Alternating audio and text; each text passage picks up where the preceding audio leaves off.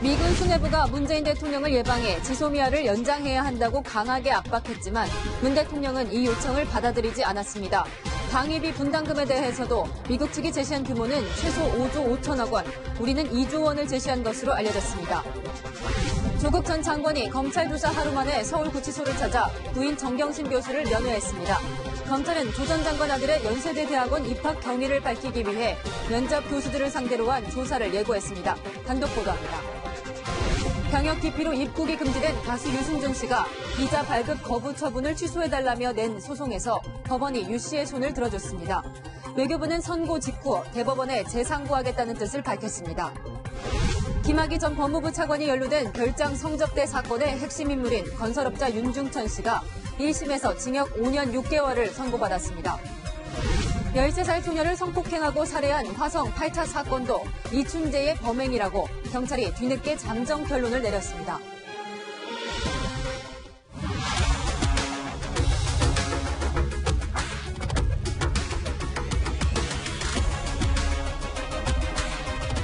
한국과 미국의 청와대 담판. 미군 수뇌부들이 조금 전 청와대를 방문해 문재인 대통령을 만났습니다. 한일 군사정보보호협정, 지소미아 종료를 일주일 앞두고 트럼프 미 대통령의 연장 요청을 전달한 건데요. 문 대통령은 일단 그 요청을 받아들이지 않은 것으로 알려지고 있습니다. 청와대 연결해 자세한 내용 알아봅니다. 이동우 기자, 문 대통령이 트럼프 대통령의 요청을 받아들이지 않았다, 이렇게 봐야 할까요?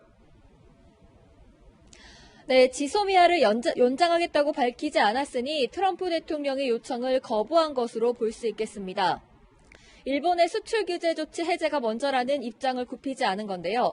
청와대 설명에 따르면 오히려 미국이 일본 설득에 나서기로 했다고 합니다. 오늘 접견 자리에는 에스퍼 장관, 밀리 미 합참의장, 해리스 조한 미 대사 등 미군 수뇌부가 총출동했습니다. 당초 오전까지만 해도 청와대는 문 대통령과 에스퍼 미 국방부 장관의 모두 발언을 공개하기로 했는데 접견이 시작되자 곧장 비공개로 전환했고 접견 시장도 예전보다 20분 정도 길어졌습니다. 문 대통령은 일본의 수출 규제 조치의 부당성을 거론하면서 수출 규제 해제가 먼저라고 강조한 것으로 알려졌습니다. 에스퍼 장관은 이 사안이 원만히 해결될 수 있도록 일본에도 노력해줄 것을 요청하겠다고 밝혔습니다. 에스퍼 장관은 앞서 국방부에서 열린 한미 연례 안보회의 기자회견에서도 지소미아 종료로 중국과 북한만 득을 볼 뿐이라며 연장의 필요성을 강조했습니다. 그러면서 지소미아 연장을 통해 한미 동맹을 정상 궤도로 올리자고 말했습니다. 지금까지 청와대에서 전해드렸습니다. 이에 앞서 한미 국방부 장관은 연례 안보회의를 가졌습니다. 또 다른 최대 이슈 방위비 분담금을 논의하기 위해서인데요. 저희 채널의 취재 결과 양측이 생각하고 있는 분담금 차이는 이렇게 3조 원이 넘습니다. 미국은 협상 타결 시한까지 못 박으며 압박하고 있습니다. 이어서 최선 기자입니다. 한미 국방부 장관은 방위비 분담금을 두고 연례 안보회의 공동 기자회견에서 이견을 드러냈습니다. 마크 에스퍼 미 국방부 장관은 증액을 전제로 협상 시한을 연말로 못 박았지만 정경두 국방부 장관은 두루뭉술 넘어갑니다. It is crucial that we conclude the 11th SMA with increased burden sharing by the Republic of Korea before the end of the year. 공평하고 합리적인 분담금 책정될 수 있도록 하자는데 같이 서로 공감하고 거기에 대한 부분은 노력을 하고 있다. 에스퍼 장관이 노골적으로 방위비 분담금 인상을 요구하자 정 장관이 말을 돌립니다. Korea is a wealthy country and could and should pay more to help offset the cost of defense. 정말 공정하고 합리적으로 윈윈할 수 있도록 그렇게 해나갈 거라는 것을 말씀을 드립니다. 현재 미국은 5조 4,800억 원에서 5조 8천억 원 사이에 방위비 분담금을 요구하고 있습니다. 우리 정부는 2조 원 정도를 최대치로 보는 것으로 알려졌습니다. 한미 양국은 다음 주 서울에서 3차 방위비 분담금 협상을 시작합니다. 채널A 뉴스 최선입니다. 지금부터는 조국 전 법무부 장관 수사 소식 전해드립니다. 어제 검찰은 조 전 장관을 상대로 8시간 동안 입시비리 혐의만 조사한 것으로 전해졌습니다. 사모펀드 불법 투자나 증거인멸 혐의 등은 조사 시작도 못한 건데요. 조 전 장관이 답변을 거부했지만 검찰이 준비한 질문만도 그렇게 방대했던 겁니다. 먼저 최주연 기자가 보도합니다. 조국 전 법무부 장관은 자녀 입시 비리, 펀드와 주식 불법 투자, 증거인멸 교사 혐의 등을 받고 있습니다. 검찰은 혐의별로 100조 안팎의 질문지를 준비했지만 어제 첫 소환에선 8시간 동안 입시 비리 혐의에 대해서만 집중 확인한 것으로 전해졌습니다. 조 전 장관이 진술 거부권을 행사하면서 펀드 투자 등 조사는 제대로 시작되지 못한 겁니다. 조 전 장관은 한 달 전 검찰 수사에 성실히 임하겠다고 약속했습니다. 제 가족은 앞으로도 검찰 수사에 성실히 임할 것입니다. 검찰은 조 전 장관을 추가로 소환할 필요가 있다고 보고 조만간 조 전 장관을 다시 조사하기로 했습니다. 조 전 장관이 소환에 응할지는 미지수입니다. 어제 조사 직후 일일이 답변하고 해명하는 게 구차하다고 밝힌 만큼 검찰의 출석 요구를 거부할 것이란 관측도 나옵니다. 통상 수사기관은 피의자가 소환 통보에 3번 이상 불응하면 체포영장을 받아 강제 구인해왔습니다. 검찰은 조 전 장관이 거듭 출석을 거부하면 강제 구인하는 방안도 검토할 것으로 보입니다. 채널A 뉴스 최주연입니다. 조국 일가 중에 유일하게 아직 혐의가 제시되지 않은 조국 전 장관의 아들. 검찰이 그의 연세대 대학원 입학 관련 의혹에 대해 파헤치기 시작했습니다. 연세대 교수들의 조사도 임박했습니다. 최수연 기자의 단독 보도입니다. 조국 전 장관 아들 조모 씨는 지난 2017년 7월 연세대 정치학과 대학원 석박사 통합과정에 지원했다가 떨어졌습니다. 하지만 바로 다음 학기 석사 과정에 다시 지원해 합격했습니다. 조 전 장관 아들의 합격이 사실상 확정된 2차 면접에 관여한 교수들이 검찰의 참고인 조사를 앞두고 있는 걸로 전해졌습니다. 조사 대상은 정치외교학과 소속 교수 서너 명으로 알려졌습니다. 불과 한 학기 전에 탈락시킨 지원자를 다음 학기에 바로 합격시킨 이유와 이 과정에서 조 전 장관 아들의 서울대 공익인권법센터 인턴 증명서가 영향을 줬는지 등을 확인하려는 조사로 보입니다. 면접 참여 교수들이 작성한 개별 채점표가 사라진 이유에 대한 정부 차원의 조사도 한창입니다. 교육부는 지난 11일부터 연세대에서 추가 감사를 진행하고 있습니다. 교육부는 의무 보관 기한이 4년에 이르는 대학원 입학 서류가 통째로 사라진 경위에 대한 연세대의 자체 조사 결과를 보고받았습니다. 연세대는 앞서 정치학과 외에 일부 다른 학과에서도 의무 보관 기간이 남아있는 입시 서류가 사라진 사실이 드러났습니다. 일부 학과에 대학원 입시 서류가 보관이 안 되고 전체 학과에 대해서 입시 보관 여부를 보고 연세대는 그동안 입시 서류가 사라진 이유는 단순 분실이라고 주장하면서도 정확한 분실 경위는 모른다고 설명해왔습니다. 채널A 뉴스 최수연입니다. 어제 저녁까지 검찰 조사를 받은 조국 전 장관. 오늘 날이 밝자마자 부인을 만나러 서울 구치소를 찾았습니다. 어제 검찰청사에서 파란 장미를 들고 서 있던 조국 수호대는 오늘 조 전 장관 집 앞에 모여 취재를 방해했습니다. 조 전 장관의 오늘 우현기 기자가 취재했습니다. 회색 승용차가 아파트 단지 안으로 들어가자 검은 패딩에 모자를 쓴 여성 2명이 나타납니다. 두 여성은 조수석에서 내린 조국 전 법무부 장관의 얼굴 앞에 우산을 펼쳐들고 취재진의 시야를 가립니다. 그제도 우산과 신문지로 조 전 장관의 얼굴을 가리며 취재를 방해했던 지지자들입니다. 기자가 조 전 장관에게 질문을 건네려 하자 목청껏 애국가를 부르기 시작합니다. 추가 검찰 소환에 응하실 계획 있으십니까? 아내분 차명 거래 알고 계셨습니까?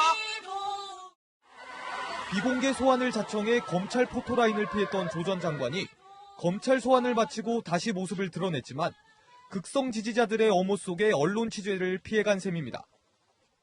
조 전 장관은 이른 아침 서울구치소를 찾아 부인 정경심 교수를 면회하고 돌아오는 길이었습니다. 검찰 소환 하루 전에도 서울구치소에 다녀왔습니다. 나흘 전 정 교수가 추가 기소된 이후론 어제 자신의 검찰 소환 당일만 빼고 연이어 정 교수를 찾았습니다. 면회는 일반인과 마찬가지로 10분 남짓 진행된 것으로 전해졌습니다. 검찰은 한두 차례 더 추가 소환이 필요하다는 입장인 가운데 부인 정경심 교수와 대응 전략 등을 논의하고 있는 것으로 보입니다. 채널A 뉴스 우현기입니다. 조국 전 장관은 인사청문회 때부터 검찰 수사 때 성실하게 밝히겠다는 입장을 거듭 밝혔죠. 그런데 어제 검찰 수사에서 진술을 거부했다는 소식에 서울대 제자들도 비판하는 글을 올렸습니다. 법꾸라지라고 불렸던 우병우 전 민정수석과 조 전 장관을 비교하는 댓글도 보였습니다. 박선영 기자입니다. 조국 전 장관은 지명 이후 자신과의 일가를 향한 여러 의혹이 제기되자 검찰 수사에 협조하겠다는 입장을 강조했습니다. 저희 가족 관련 경우에서는 수사를 다 순순히 응하도록 제가 강하게 권유하겠습니다.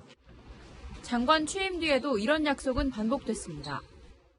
제 가족은 앞으로도 검찰 수사에 성실히 응할 것입니다. 하지만 막상 검찰에 출석해 조사를 받게 되자 일일이 답변하고 해명하는 게 구차하고 불필요하다며 진술을 거부했습니다. 서울대생들은 조 전 장관이 손바닥 뒤집듯 약속을 저버린 행태에 실망감을 나타냈습니다. 진술을 하겠다고 하고선 막상 검찰에 소환됐을 때 아무 얘기도 하지 않고 서울대 후배로서 굉장히 부끄럽게 생각하고 있습니다. 자신이 없으면 최소한 그런 말씀이라도 안 하셨으면은 좀 더 사람들의 평가가 달랐을 텐데 결국 자업자득이신 것 같아요. 서울대생들의 온라인 커뮤니티에도 조 전 장관의 행태를 비판하는 글이 잇따랐습니다. 과거 SNS로 거침없이 발언하다가 이번에는 묵비권을 행사한 걸 두고 비판하거나 우병우 전 대통령 민정수석의 별명에 빗대 조 전 장관이야말로 진정한 법꾸라지라고 적은 댓글도 보였습니다. 조 전 장관의 말바꾸기가 서울대 제자들의 외면을 자초했다는 분석입니다. 채널A 뉴스 박선영입니다.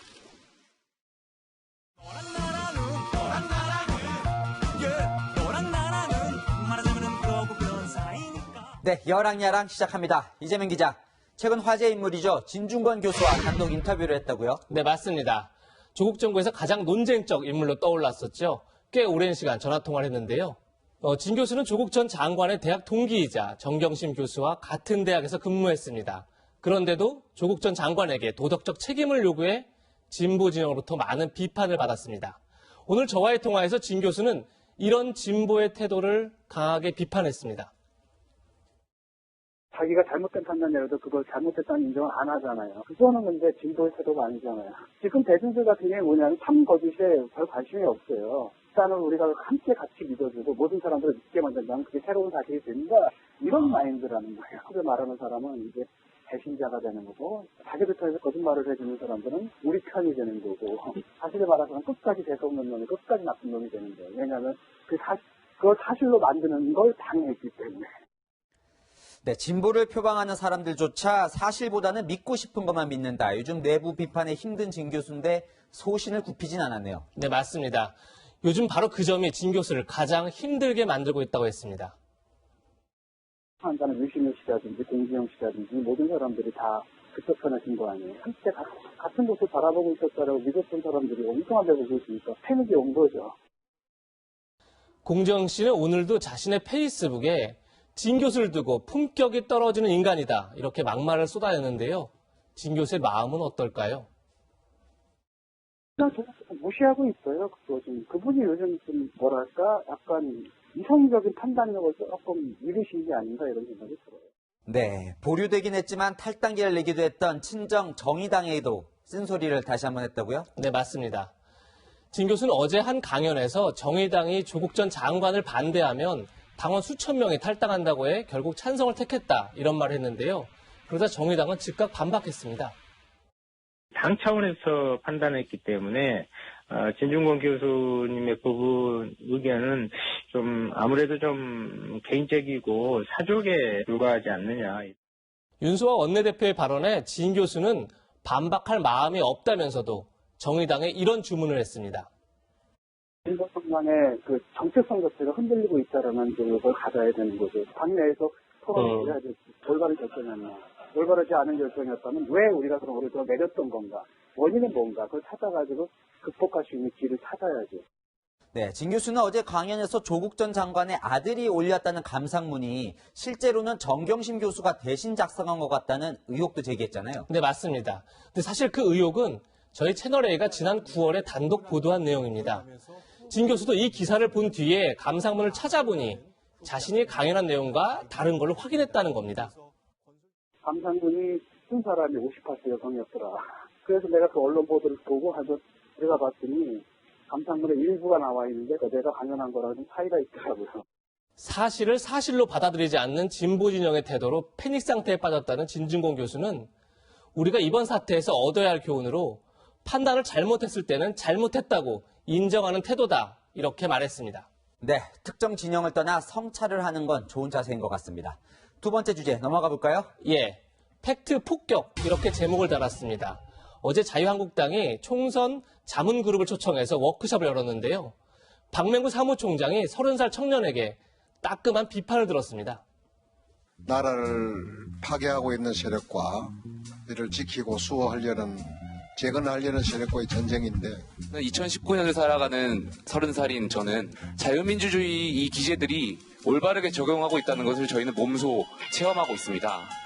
그렇기 때문에 자유한국당의 어떤 사회주의와의 전쟁이라는 이 메시지는 2030이 듣기에는 조금 공감대를 형성할 수 없다고 생각합니다. 네, 사회주의 전쟁, 이런 이념적인 단어가 젊은 사람들에게는 익숙하지 않죠. 네, 그렇습니다. 사실 자유한국당은 기회가 있을 때마다 현 정부를 사회주의 정권이다, 이렇게 비판을 했었죠. 선민 사회주의가 대한민국을 중독시키고 결국 사회주의 형제를 하자는 것입니다. 우리의 이념 진영은 좌파 사회주의 포퓰리즘입니다. 자유민주주의를 해체를 하고 자유민주주의로 가는 그 길을 열고 있다. 물론 현 정부가 사회주의적 요소가 많은 정책들을 도입했기 때문에 그 점을 지적할 수 있습니다. 다만 지나친 이념지향적 비판은 젊은 세대의 공감을 얻지 못한다는 점도 기억해야 할 것 같습니다. 어제 현장에서 청년들의 쓴소리를 들은 한 의원은 충격을 받았다고 했습니다. 총선기획단에게는 신선한 충격, 공포스러운 충격에 가까운 이야기들이었습니다. 변하지 않으면 살아나지 못한다. 자유한국당의 미래는 없다. 변하지 않으면 살아남지 못한다. 이 말에 모든 답이 들어있는 것 같습니다. 오늘의 한마디는 중요한 건 실천, 이렇게 정했습니다. 네, 이래서 정치인들은 직접 많은 국민들을 만나봐야 하는 것 같습니다. 지금까지 여랑야랑이었습니다. 자, 방금 보셨듯이 야당이 정부를 무조건 이념적으로 몰아서는 안 되겠지만 요즘 정부가 북한에 지나치게 저자세를 취하는 상황은 비판을 받는 것이 타당해 보이기도 합니다. 북한은 금강산 남측 시설을 절대 철거한다는 입장인데 우리만 수차례 협의를 요청했다 퇴짜 맞은 것이 뒤늦게 드러났습니다. 유승진 기자입니다. 오늘 조선중앙통신은 금강산 시설 철거 최후 통첩을 했다고 보도했습니다. 남조선이 부질없는 주장을 계속 고집한다면 시설 철거를 포기한 것으로 간주하고 일방적으로 철거를 단행하겠다고 한 겁니다. 또 시간표가 정해진 상황에서 허송 세월을 할 수 없다고 압박했습니다. 11일 북측은 마지막 경고임을 밝히면서 시설 철거 문제 관련 문서 교환 협의를 재주장해 왔으며 그리고 오늘 중앙통신 보도를 통해 공개하였습니다. 나흘 전 통지문을 받은 통일부가 최후 통첩을 알리지 않자 오히려 북한이 공개하고 나선 겁니다. 갑작스런 날벼락에 금강산 관련 기업들은 발만 구릅니다. 11일 날 북한에서 통보했다는 것은 오늘 알았습니다. 왜 아직까지도 그 부분을 숨기냐는 취지로 얘기를 했는데 지난달 23일 김정은 위원장의 남측 시설 철거 지시 이후 통일부는 실무회담이나 시설 점검 방북 등을 제안했지만 3번 모두 퇴짜를 맞았습니다. 북한 눈치를 보며 계속 대화를 요구하고 있지만 정작 북한은 금강산에서 남조선은 낄 자리가 없다며 강경한 입장을 굽히지 않고 있습니다. 외교부도 사정은 크게 다르지 않습니다. 북한의 인권 침해를 비판하는 유엔 북한 인권결의안 공동제안국에서 11년 만에 빠진 겁니다. 남북관계 개선과 한반도 정세를 고려한 결정이라고 밝혔는데 북한 눈치를 보는 것 아니냐는 비판이 나옵니다. 채널A 뉴스 유승진입니다. 귀순 의사를 밝혔는데도 정부가 강제 추방한 북한 선원 2명 문제도 계속 공세를 받고 있습니다. 거짓말 의혹에 휩싸인 김현철 통일부 장관이 국회에서 진땀을 흘렸습니다. 윤수민 기자입니다. 자유한국당이 북한 선원 2명을 강제 추방한 법적 근거를 따져 묻자 김현철 통일부 장관은 말문이 막힙니다. 법적 근거가 있다 없다. 빨리 시간 없어요. 법 적용하기 전에 법적 근거가 있다 없다 묻습니다. 의원님. 법을 적용하기 전에 묻습니다. 법적 근거가 없죠. 추방에 따른 법적 근거가 없어요. 김 장관은 강제 추방 사실을 은폐하려 했다는 의혹에 대해서는 적극 해명했습니다. 죽더라도 돌아가겠다 하는 부분들은 살인을 하고 난 다음에 김체강으로 돌아갈 때의 얘기였다라는 것이고, 그런 것은 합동신문에서의 진술입니다. 당연히 NLL 근처에서도 기순 의사를 다양한 방식으로 표현하는 것입니다. 그런데 이번 경우에는 그런 부분들이 없었다라는 거죠. 강제 추방 사실을 완전히 숨기려 한 건 아니라는 해명도 했습니다. 원래 3시에 국회에 보고하고 4시에 공식 발표하기로 합의가 돼 있었습니다. 먼저 들켜버렸구만. 그렇습니다. 한국당은 김 장관의 해명이 미흡하다며 국정조사를 추진하기로 했습니다. 채널A 뉴스 윤수민입니다. 벽돌에 맞고 쓰러지는 이 남성, 25주째 시위가 벌어지고 있는 홍콩 소식입니다. 시진핑 국가주석이 강경 대응을 주문하면서 중국 중앙정부가 직접 개입할 움직임까지 보이고 있습니다. 정한희 기자입니다. 추석전이 벌어지고 있는 홍콩 도심. 한 남성이 시위대가 던진 것으로 추정되는 벽돌에 맞고 그대로 쓰러집니다. 머리를 맞은 70대 남성은 병원으로 옮겨졌지만 숨졌습니다. 지난 11일 경찰의 실탄 발사 이후 홍콩에선 15살 소년이 최루탄에 맞는 등 인명피해가 속출하고 있습니다. 낮과 밤을 가리지 않고 시위가 이어지면서 지하철역이 폐쇄되고 버스 운행도 중단됐습니다. 초중고교에는 휴교령이 내려진 가운데 대학교는 벽돌 등으로 방어선이 구축됐습니다.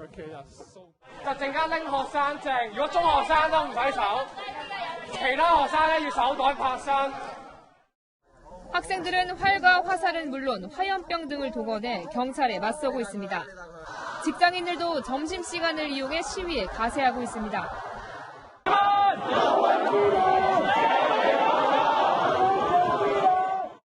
시위가 확산되자 시진핑 국가주석은 난동을 제압하고 질서를 회복하는 게 홍콩의 가장 긴박한 임무라며 강경 대응을 주문했습니다. 이런 가운데 영국을 방문한 테레사 청 홍콩 법무부 장관이 시위대의 표적이 됐습니다.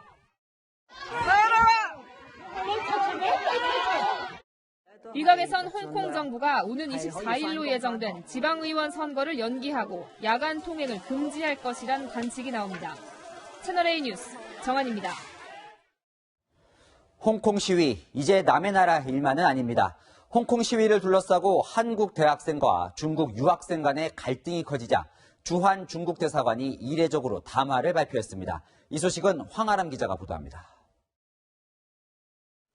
주한 중국 대사관 홈페이지에 올라온 대변인 담화입니다.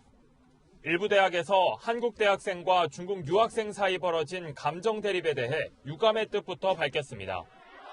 그러면서 지금 벌어지고 있는 홍콩 시위 관련 사실이 객관적으로 반영되고 있지 않다면서 시위의 폭력성을 강조했습니다. 홍콩 시민들의 권리와 자유를 법에 따라 충분히 보장했는데 일부 세력이 공공시설을 파괴하고 무차별적으로 시민을 해치고 있다는 겁니다.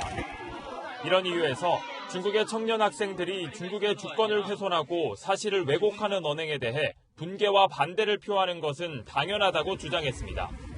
하지만 한국 대학생들의 생각은 달랐습니다. 대사부 같은 거 훼손하는 걸 정당화하고 또 옹호한다면 실제로 홍콩 시민들이 받았던 그 탄압이라든지 무시 이런 것들은 얼마나 심했을까 하는 생각이 좀. 주한 중국 대사관 관계자는 담화문을 낸 배경에 대해 한중 학생 모두 감정을 가라앉히자는 취지라면서 이번 일로 한중 관계가 악화되지 않길 바란다고 밝혔습니다.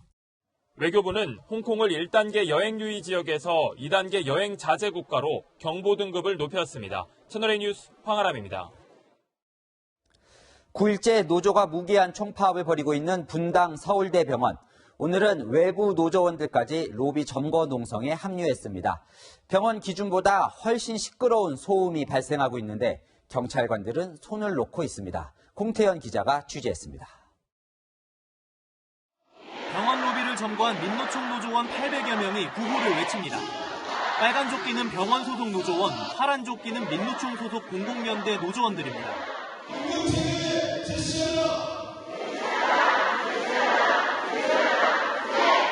수백 명이 동시에 외치는 소리에 확성기 소리까지 더해져 귀를 막은 환자 보호자도 보입니다. 아이 시끄럽고 모양새도 그렇고 대학병원에서도 아니 그 아무리 민주주의 국가라도 그걸 정하는 거 아니에요. 병원 측이 과도한 소음 유발을 금지한다는 게시물을 붙였지만 소용이 없습니다. 집회 중 직접 측정한 소음 수준은 90데시벨을 넘습니다. 현행법상 낮 시간 병원이나 학교 등의 확성기 소음 기준인 65데시벨을 훌쩍 넘지만 경찰관들이 소음을 재는 모습은 보이지 않습니다. 집회 신고는 병원 외부에 돼 있어서 로비에서의 농성은 집회가 아닌 노조 활동으로 해석한다는 겁니다. 사실상 병원 내에서 미신고 집회가 열리고 있는 셈이지만 불법 집회라는 통보도 해산 요구도 이루어지지 않는 겁니다. 집회는 병원 부설 어린이집이 있는 건물 앞에서도 계속됐지만 경찰은 소음이 기준을 안 넘어 문제없다는 반응입니다. 하지만 부설 어린이집은 집회 소음 등을 우려해 재원생 159명 중 40명 넘게 결석하고 50명 이상이 조기 하원했습니다. 채널A 뉴스 공태현입니다. 어제 수능을 마치고 논술과 면접 전형을 앞둔 지방의 수험생과 부모들에게 뜻밖의 걱정거리가 생겼습니다. 철도 노조가 임금 인상을 요구하며 오늘부터 준법 투쟁에 들어간 겁니다. 열차가 지연되기 시작했고 다음 주 전면 파업에 돌입하면 운행률은 60%대로 떨어질 것으로 보입니다. 이상현 기자입니다. 서울역 대합실에 안내문이 붙었고 전광판에 시시각각 열차 지연 상황이 공지됩니다. 전국철도 노동조합이 오늘 오전 9시부터 준법 투쟁에 들어가면서 오후 3시 서울역을 기준으로 무궁화호 10편이 지연됐습니다. 수색 차량 기지에서 열차 검수가 늦어지면서 예정된 운행 시간보다 최대 54분 늦게 출발했습니다. 무궁화호 등 일반 열차의 지연이 계속될 예상되고 있어서 비상대기 열차와 인력 투입을 통해 가지고 고객 불편을 최소화하려고 지금 노력하고 있습니다. 다음 주 수요일 전면 파업이 시작되면 열차 운행률은 더 떨어질 전망입니다. 현재 정상 운행되는 KTX도 운행률이 60%대로 내려가고 일반 열차도 50에서 60%만 운행됩니다. 광역철도와 전철도 82% 수준에 그칠 걸로 보입니다. 특히 철도를 이용하는 수험생과 부모들은 계획에 큰 차질을 빚고 있습니다. 오늘부터 입시 설명회가 시작됐고 내일 경희대와 숙명여대 항공대를 시작으로 논술과 면접 일정이 줄줄이 이어집니다. 전날 올라가서 숙박해야 되죠. 부모님들이 따라가셔야 되는데 맞벌이 부모님 같은 경우는 일을 쉬고 올라가셔야 돼요. 철도 파업 여파로 수능을 마친 수험생과 가족들은 또 다른 고민에 빠졌습니다. 채널A 뉴스 이상현입니다. 오늘 아침처럼 날씨가 갑자기 추워질 때 도로 위가 얇은 빙판처럼 변하는 현상을 블랙 아이스라고 부릅니다. 고속도로 다리 구간에서 블랙 아이스 때문에 차량들이 줄줄이 미끄러져 추돌하는 사고가 났습니다. 김태영 기자입니다. 고속도로에서 중심을 잃고 비틀거리는 차량. 그대로 미끄러지며 갓길에 서 있던 사람들을 덮칩니다. 갓길에는 이미 사고가 난 차량 67대가 비상등을 켠 채 늘어서 있습니다. 오전 7시 40분부터 30분 동안 차량 20대가 미끄러져 추돌하는 사고들이 연이어 났습니다. 2명이 크게 다쳤고 도로는 1시간 넘게 통제됐습니다. 갑자기 차가 이렇게 움직이고 쏠리더라고요. 그래서 브레이크를 딱 잡았어. 그래서 막 쏠려 그래서 차가 이렇게 돌더라고 한 바퀴. 오늘 양평 지역 기온은 영하 2.4도까지 떨어진 상태였습니다. 경찰은 새벽에 내린 비가 아스팔트 위에 얇게 얼어붙은 블랙 아이스를 원인으로 보고 있습니다. 비가 왔었고 도로가 미끄러웠다라고 저기를 하고 있는데 블랙 아이스는 그늘진 곳이나 다리 위 등에 생기는 만큼 이곳을 지날 때 각별한 주의가 필요합니다. 얼음처럼 하얗게 눈에 띄지 않기 때문에 빛이 반사되는 걸 확인하기 전까지는 얼음이 얼었다는 걸 인지하지 못하고 최근 3년간 설이나 결빙 때문에 일어난 교통사고는 3,800건이 넘습니다. 사고로 인한 치사율은 2.7%로 맑은 날 사고보다 1.5배가량 높습니다. 블랙아이스 사고를 피하려면 속도를 줄이는 건 물론 앞차와의 안전거리를 충분히 유지하고 과도한 방향 전환은 하지 않는 게 좋습니다. 채널A 뉴스 김태형입니다. 김학의 전 법무부 차관에게 성접대를 한 사람으로 지목된 건설업자 윤중천 씨에게 법원이 징역 5년 6개월을 선고했습니다. 사기 혐의 등이 인정됐고 성폭력 혐의는 공소시효가 지나 무죄가 나왔습니다. 재판부는 7년 전 이른바 별장 성접대 사건을 제대로 수사하지 않은 검찰을 지적했습니다. 안보겸 기자입니다. 김학의 전 법무부 차관이 연루된 별장 성접대 의혹이 불거진 지 6년 만에 사법부의 첫 판단이 나왔습니다. 김 전 차관에게 강원도 원주 별장 등에서 성접대를 한 인물로 지목된 건설업자 윤중천 씨에 대한 1심 판결이 나온 겁니다. 서울중앙지법은 여성 A씨에게서 별장 운영비 명목으로 21억 6천만 원을 갈취한 혐의 등을 유죄로 판결해 징역 5년 6개월을 선고했습니다. 하지만 여성 B씨를 성폭행한 혐의에 대해선 공소시효 완성 등을 이유로 무죄로 판결했습니다. 재판부는 성폭행 피해자의 진술이 일관되지 않고 외상 후 스트레스 장애가 성폭행으로 인해 발생했다고 보기 어렵다고 설명했습니다. 여성단체는 성범죄 혐의를 유죄로 판결했어야 한다며 반발했습니다. 사법부는 사실상 오늘 죽었습니다. 사실상 여성에 대한 성폭력 판결을 회피하고 있습니다. 어찌 이럴 수가 있습니까? 재판부는 검찰이 지난 2013년 첫 수사 때 공소권을 적절하게 행사했다면 피고인이 적정한 죄목으로 법정에 섰을 것이라고 지적했습니다. 당시 검찰은 윤 씨의 성접대는 설명하지 않고 김학의 전 차관의 뇌물 의혹을 무혐의 처분했고 6년이 지난 뒤에야 성접대를 뇌물과 강간죄로 구성해 재판에 넘겼다며 검찰을 비판한 겁니다. 김 전 차관 1심 판결은 오는 22일 선고됩니다. 채널A 뉴스 안보겸입니다. 저는 무죄입니다. 20년간 억울한 옥살이를 했다고 주장한 윤 씨의 재심 청구가 받아들여질 가능성이 높아졌습니다. 경찰이 8차 사건 진범 이춘재라고 잠정 결론을 내렸습니다. 이춘재가 범인만 알 수 있는 진술을 했다는데 신선미 기자가 취재했습니다. 이춘재가 화성 연쇄살인 8차 사건에 대해 침입 과정은 물론 범행 당시 피해자의 모습까지 상세히 털어놨습니다. 양말을 손에 낀 채 범행을 저질렀다고 진술했는데 실제로 현장에서는 지문이 발견되지 않았습니다. 범행 이후 피해자에게 새로운 속옷을 입혔다며 범인만 알 수 있는 진술도 했습니다. 범행 현장 사진에는 피해 여중생의 속옷이 뒤집혀 있었는데 경찰은 이춘재가 속옷을 입히는 과정에서 뒤집어진 것으로 보고 있습니다. 이춘재의 자백 내용을 들었을 때 윤모 씨의 자백은 그 피해자의 마지막 모습을 도저히 설명할 수 없었습니다.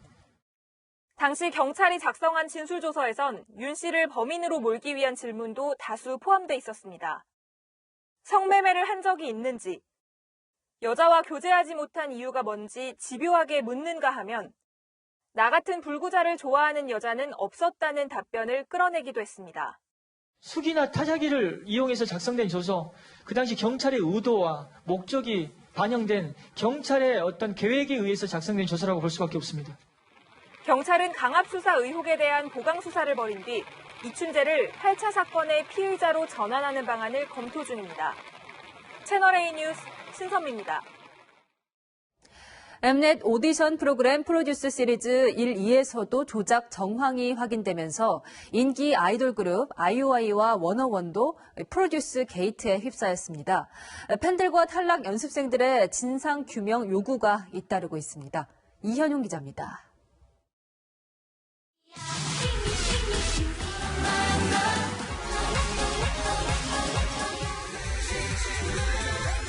네 차례 시즌에 걸쳐 진행된 엠넷 오디션 프로그램 프로듀스 시리즈를 통해 데뷔한 그룹은 순서대로 아이오아이와 워너원, 아이즈원, 엑스원입니다. 세 번째와 네 번째 시즌의 투표 조작 혐의를 수사 중인 경찰이 첫 번째와 두 번째 시즌에서도 투표 결과가 조작된 정황을 확인하면서 이른바 프로듀스 게이트가 확산되고 있습니다. 앞서 아이즈원이 앨범 발매를 연기하면서 사실상 활동을 중단한 가운데 X1도 내일 예정됐던 행사를 오늘 갑작스럽게 취소하면서 추가 활동 일정이 없다는 점을 공식화했습니다.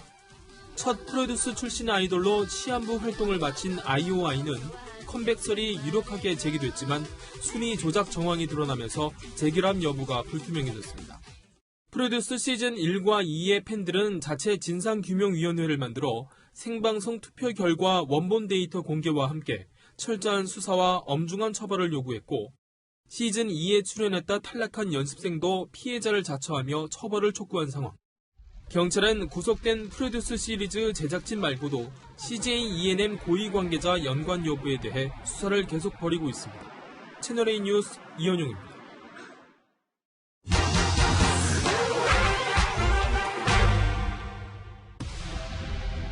국내 입국을 예고하며 악플러의 버르장머리를 고쳐주겠다고 으름장 붙여놓은 한국계 미국인 스티브 유, 가수 유승준 씨. 오늘 파기환송심도 지난 7월 대법원 판결과 마찬가지로 유 씨에게 비자 발급을 거부한 건 부당하다는 결론을 내렸는데요. 정말 유 씨의 입국이 가능한 건지 비행기 탑승부터 입국, 무비자 관광 가능성까지 모두 따져보겠습니다. 먼저 이번 판결 끝이 아닙니다. 외교부가 즉시 재상고하겠다고 밝혀서 한 번 더 대법원 판단을 거쳐야 합니다. 다만 기존 결과가 유지될 가능성이 높고, 이렇게 되면 주 LA 총영사관도 비자 발급 여부를 다시 결정해야 합니다. 법원이 법무부의 입국 금지 결정만을 이유로 비자를 내주지 않은 건 잘못이라고 한 만큼 주 LA 총영사관도 재량으로 다른 이유를 찾아서 거부하거나 유 씨에게 재외동포 비자를 발급해 줘야 하는데요. 그럼 이 비자를 받으면 무사 통과일까요? 금지가 나왔다는 것은 저한테 너무나도 유감이고 또 난감합니다. 당시 우리 정부는 국가 이익과 사회 질서를 해칠 염려가 있다는 이유로 병역 기피자였던 유 씨의 입국을 거부했습니다. 이 입국 금지 조치가 아직 유지되고 있습니다. 이게 풀리지 않으면 비행기를 타고 온다고 해도 17년 전처럼 인천공항에서 되돌아갈 수밖에 없습니다. 그럼 미국인들에게 허용된 무비자 관광 제도를 통해서 입국할 수는 없을까요? 국내 입국을 위해선 정식 비자 말고도 90일 이내로 체류하는 미국인 관광객에게 허용된 무비자 입국도 가능한데요.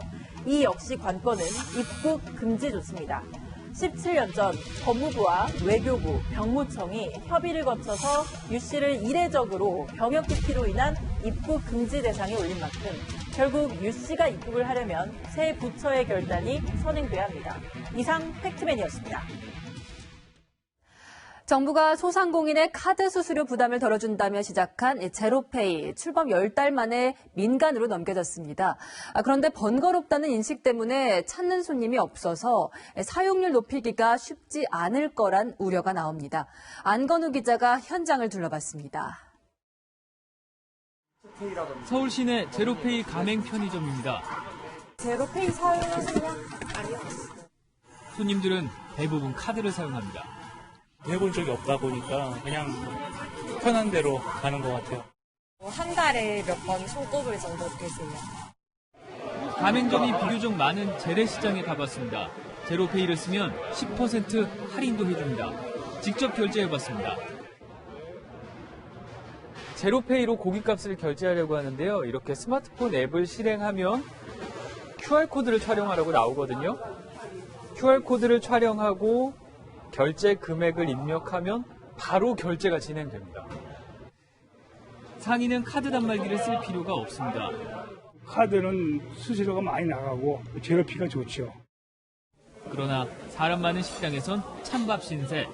일일이 QR코드를 촬영해 결제하는 과정이 번거롭기 때문입니다. 한 주 동안 공무원을 제외한 손님이 결제한 금액은 0원. 결제에 쓰이는 QR코드는 서랍에 넣어놨습니다. 길은 뭐 하루에 2번, 3번씩 닦아야 되거든요. 이거 계속 닦아야 돼요. 제로페이 누적 결제액은 지난달까지 470억 원으로 목표액인 8조 5,300억 원의 0.55% 수준. 서울시가 출범시켰지만 10개월여 만에 시중은행과 이마트, 네이버 등 45개 업체가 참여한 민간 운영사로 이양됐습니다. 카드라는 매체가 상상도 못하는 편한 방법들이 나올 거예요. 제로페이가 관치페이란 오명을 벗을지 주목됩니다. 채널A 뉴스 안건우입니다. 태국 마약 단속국이 어제 200kg이 넘는 필로폰을 적발했습니다. 이 필로폰들 러닝머신에 꼭꼭 숨겨져 있었습니다. 오늘의 세계 정다은 기자입니다. 태국 방콕의 한 창고. 마약 단속국 직원들이 강철 부품에 숨겨진 녹차 티백들을 줄줄이 발견합니다. 일본으로 밀반입하려던 필로폰을 적발한 겁니다. 이 필로폰들은 러닝머신에 숨겨져 있었습니다. 경찰은 러닝머신 부품을 장비로 잘라낸 뒤에야 마약을 확인할 수 있었습니다. 이처럼 경찰은 10대의 러닝머신에서 200kg 이상의 필로폰을 찾아냈습니다. 앞서 경찰은 러닝머신을 일본 도쿄행 항공편으로 보내겠다는 운송 중개인을 의심했습니다. 무거운 운동기구를 비싸게 항공편으로 운송하는 것이 일반적이지 않았기 때문입니다. 태국 경찰은 해당 창고를 빌린 사람을 불법 마약 밀매 시도 혐의로 체포해 조사 중입니다. 영국에선 영화 속 아이언맨처럼 하늘을 나는 사람이 나타났습니다. 마치 영화 속의 한 장면처럼 빠르게 상공을 나는 이 남성, 영국인 발명가 리차드 브라우닝입니다. 브라우닝은 특수 제작한 제트수트를 입고 시속 136km로 날아 기네스 세계 기록에 오르게 됐습니다. We know that we can set a much higher speed. We are only scraping the surface. 브라우닝은 지난 2017년 시속 51km로 날아 기네스북에 오르기도 했습니다. 채널A 뉴스 정다은입니다. 오늘 서울에는 평년보다 6일 빠르게 첫눈이 찾아왔습니다. 지금은 곳곳에 약한 비가 오락가락 이어지고 있는데요. 내일 새벽이 되면 비가 모두 그치고 아침부터는 맑은 하늘 회복하겠습니다. 주말에는 큰 추위 없이 이맘때 초겨울 날씨 보이겠고요. 일요일에는 비 소식 들어있어서 야외 활동 계획에 참고하셔야겠습니다. 이 비는 월요일까지 이어지는데요. 가을비치고는 양이 많을 것으로 예상되고 있습니다. 비가 그치자마자 화요일에는 서울이 영하 3도까지 내려가는 등 반짝 영하권 추위가 찾아오겠습니다. 토요일인 내일은 바람이 강합니다. 체감 기온을 끌어내릴 텐데요. 외출할 때는 따뜻한 외투 챙기시기 바랍니다. 새벽부터 아침 사이에는 내륙에 짙은 안개가 예상됩니다. 특히 중부 내륙은 가시거리가 200m 안팎으로 시정이 매우 탁한 곳이 많겠습니다. 올겨울에는 기온 변동성이 매우 클 것으로 기상청은 전망하고 있습니다. 기온차가 커지는 만큼 면역력 관리 잘해주셔야겠습니다. 날씨였습니다. 정경두 국방장관은 오늘 지소미아를 유지했으면 좋겠다며 강경한 정부 기류와 다소 다른 의견을 말했습니다. 그런 정 장관이 내일부터 태국에서 열리는 아세안 확대 국방장관회의에 참가해 고노 일본 방위상과 만납니다. 남은 지소미아 종료 시한은 단 일주일. 정 장관이 극적으로 일본과 새로운 해법을 찾아낼지 주목해 보겠습니다. 내일도 뉴스입니다.